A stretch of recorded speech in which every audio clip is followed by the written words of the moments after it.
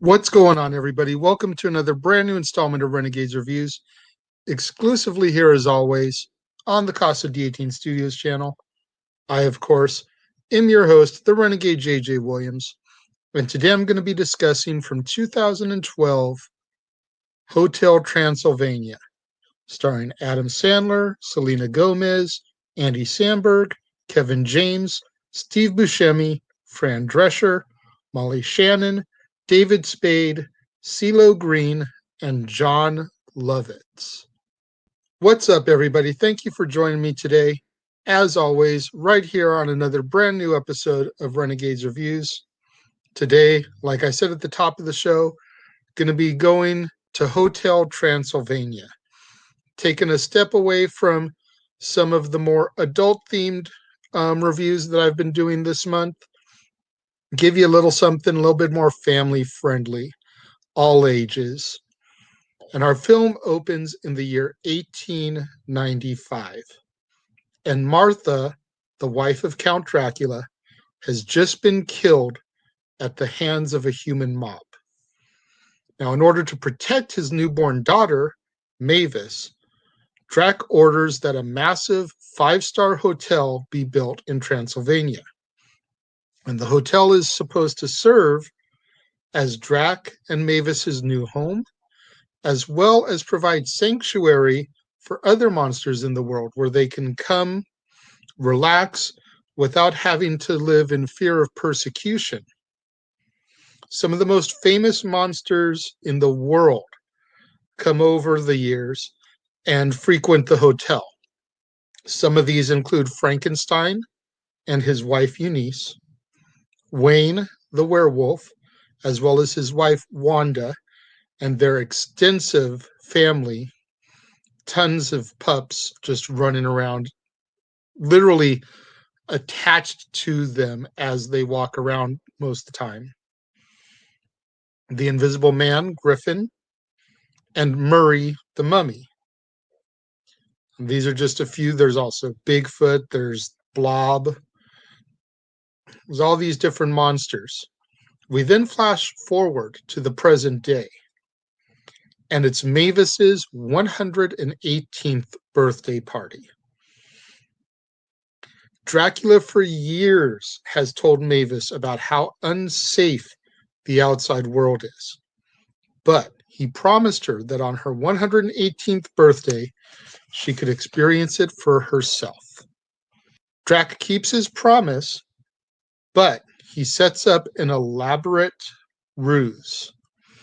He ends up having hotel personnel erect a fake village and uses the zombie bellhops to portray humans. The ploy is to make Mavis feel like nothing has changed in the world in 118 years and frighten her back to her father. And, by doing this, her father will protect her like he always has. The plan works. Mavis returns home. However, what Drac didn't count on, a 21-year-old human boy follows the zombies back to the hotel. This compromises the safety of the guests because that there's a human now in their presence. Unable to safely get rid of the boy, whose name is Johnny, before he's discovered, Drac disguises him as Frank's cousin. Basically tries to say that Johnny is related to Frankenstein's right arm. Because, Frankenstein is sewed together from pieces of many different corpses. So the person who used to belong to the right arm of Frankenstein is related to Johnny. So they call him Johnny Stein. Johnny eventually encounters Mavis and the two zine. Now, a zine is something in the monster world, and it's very much akin to love at first sight. Drac improvises that Johnny is a party planner who's there to help plan Mavis's birthday party in order to make the party a little bit more hip and not as vintage and old school as the parties Drac is used to planning. Johnny's personality ends up endearing himself to the other monsters, but this worries Drac. Drac tries to order Johnny to leave, but Mavis ends up bringing him back because the two zinged. After Johnny shows Mavis the beauty of a sunrise, Mavis becomes inspired to give humans another chance. Hotel chef Quasimodo and his pet rat Esmeralda learned that Johnny is a human, and they kidnap him to try to cook him. Drac gets involved, and he uses his magic in order to freeze Quasimodo. This way he won't be able to reveal the truth about Johnny, that he's human. Drac takes Johnny to his quarters and shows Johnny a portrait of Martha. And Johnny recognizes the woman immediately. And he knows the whole story about how her and her husband died. Drac then pulls back the cover to reveal that to Johnny that Martha was his wife. The woman that he knows the story about was Drac's wife, Mavis's mom. However, Johnny only has half the story right because clearly Dracula is still alive. Only Martha perished. And when Drac tells Johnny that a human mob is responsible for Martha's death, Johnny realizes why Drac built the hotel and why he is so overprotective of Mavis. He gets it. The light bulb flickers on in his head. Johnny agrees to leave for good, but Drac persuades him to stay in order to avoid ruining Mavis's birthday. The party the next night is a huge success, and Mavis is looking forward to opening a gift from her mother. Before her mother died, she left behind a gift specifically for Mavis to open on her 118th birthday, which is this year. It's tomorrow. So Mavis has been clamoring to open this gift that her mom left her. But when Johnny and Mavis share their first kiss, Drac explodes and inadvertently confesses to deceiving Mavis with the town. A still frozen Quasimodo bursts in, and Mr. Fly reveals through his frozen speech that Johnny is a human, and Drac knows it and has been hiding it from everybody all along. The guests are shocked and outraged by the deceit that Dracula has presented it. Mavis is undeterred, though. She still wants to be with Johnny. Johnny pretends to be uninterested in Mavis and rejects her out of respect for Drac in the hotel, not wanting to cause harm to any of the monsters. Heartbroken, Mavis flies off to the roof of the hotel with her mother's present. Drac follows, hoping to comfort his daughter, and together they discover that Martha's gift to Mavis is a book that tells the story of how her and Drac zinged. Drac admits to Mavis that he is out of touch, doesn't know humankind's tolerance in the modern day, and apologizes to his hotel guests. Drac persuades his friends, Frank, Wayne, Griffin, and Murray, to enter the human world with him in order to try to find Johnny. Wayne's daughter, Winnie, picks up Johnny's scent, and they discover that he's about to board a flight back to the United States. The Drac pack head out to the airport, but they're delayed along the way when they hit a village that is having, of all things, a monster festival. So here they are out in the human world for the first time in years, and they discover a town that is celebrating their existence. People are dressed up like mummies, like Frankensteins, like Draculas, like werewolves, all just having a blast to show their support for these creatures whose folklore has inspired them for all these years. The humans agree to help the monsters, and a group of men that are dressed as Dracula, as vampires, have their capes lifted in order to provide Drac shelter from the sunlight so that he can fly to the airport. Drac arrives just in time to see Johnny's plane take off, and he gives chase in bat form, which causes him to burn some in the sunlight.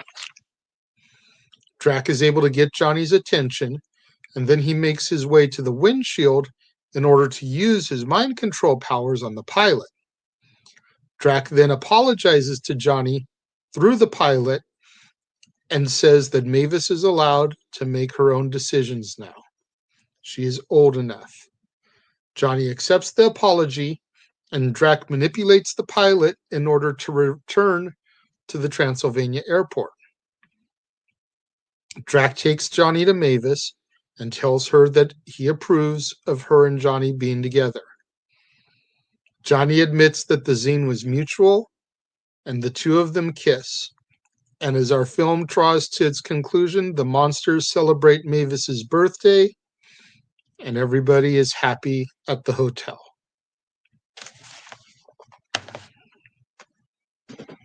You know, I can't just do all kinds of serious movies here. I've got to try and mix it up a little bit every now and then, do something fun. And Hotel Transylvania is just that. It is fun. You know, you think about the monster movies of old. You think about Frankenstein, Dracula, the Wolfman, the Invisible Man, the Mummy, the Blob, the Creature from the Black Lagoon, all those type of classic vintage monster movies. And here they are in animated form, essentially introducing an entire new generation to them through these animated caricatures of themselves. I love this series of films. You know, Adam Sandler movies in recent years have been very hit or miss. They're either really, really good or they're really, really garbage. But the Hotel Transylvania series is a straight up hit. Every single one of them so far has been good. There's a fourth one that's supposed to be coming out this year, which will extend it into a franchise over a trilogy. But we're talking about the trilogy right now. And like I said, the whole folklore being resurrected, the entire exposure of these characters to a new generation, nothing but a positive. I can't wait to be able to show my niece and my nephew and future kids the real classic Universal monsters once they get to the age after they have grown accustomed to seeing some of them through these movies. You know, my niece is 5 and she loves the Hotel Transylvania movies. And I figure in another couple of years, I can start slowly exposing her to Frankenstein and Dracula and the Wolfman, because even though those are by definition horror movies, they're psychological, they're not violent, and by today's standards, I mean, hell, they'd probably get a G rating with the way that they're executed and the way that stuff is shown. I seriously doubt they'd even get a PG rating. When it comes to Hotel Transylvania, though, I'm gonna give the original 4.5 out of 5 stars. I really, really like it. Like I said, the way they bring all these characters together, the all-star voice cast, you know, Adam Sandler, Selena Gomez, Andy Samberg, Kevin James, Steve Buscemi, the list goes on and on. It is just a star-studded cast, and they all do such an amazing job with their roles. 4.5 out of 5 stars. What do you guys think out there about Hotel Transylvania? Let me know if you're watching on the live stream. Leave your thoughts over here as it's going on. If you're watching it on demand, leave your thoughts in the comment box below. I'll reply to you as always. Let's get out there on the social media. Let's get those hashtags out there. Hashtag Casa D18 Studios. Hashtag Renegades Reviews. Hashtag Renegade Returns. And of course, the ever popular hashtag Shenanigans. We interrupt this episode of Renegades Reviews for an important announcement about merchandising. Merchandising? What's that? Merchandising. Come, I'll show you. Merchandising, where the real money's made. Make sure you go over to teespring.com/stores/Jeff Meacham Network for all the t-shirts you see here from the West Coast professor, Jeff Meacham himself. You can get shirts for the Jeff Meacham Network, Talk Wrestling, as well as the red and gold Meachamania shirts. And while you're there, don't forget to get your shirts of the Casa D18 Studios Brotherhood, the Dads on Wrestling shirt, the Renegade JJ Williams, Statboy Sports Bar, and the hashtag StatBoyApproved shirt. Make sure you go over to teespring.com/stores/Jeff Meacham Network and score your shirts today. Make sure you get out there, do what the commercial just told you. Go to teespring.com/stores/Jeff Meacham Network. Get you your official merchandise of the Jeff Meacham Network. Get you your Jeff Meacham Network logo shirts, Meachamania, Talk Wrestling. Get you your official merchandise of the Casa D18 Studios Brotherhood, Statboy Sports Bar, hashtag StatBoyApproved, Dad's Not Always on Wrestling, the Renegade JJ Williams, and so much more. Tomorrow, back here on the Casa D18 Studios channel, when I bring you yet another brand new installment of Renegades Reviews. Make sure you join me as I discuss Hotel Transylvania 2 from 2015, in which the majority of our cast returns: Adam Sandler, Selena Gomez, Andy Samberg, Kevin James, Steve Buscemi, Fran Drescher, Molly Shannon, David Spade, Jon Lovitz, all back in the fold. Keegan-Michael Key takes over the role of the Mummy for Cee-Lo Green. And then we also introduce Asher Blinkoff, Dana Carvey, and Chris Kattan to the fold. So you're definitely not going to want to miss Hotel Transylvania 2 tomorrow, right back here on the Casa D18 Studios channel. Thank you guys for tuning in and watching. I greatly appreciate it. All you guys that joined me during the live stream and the premiere, thank you for leaving your comments over here. All you that tune in and watch it on demand later on in the day, thank you for leaving comments in the comment box below. I will get back to you as always. I appreciate each and every one of you, my loyal viewers, and I will see you guys next time.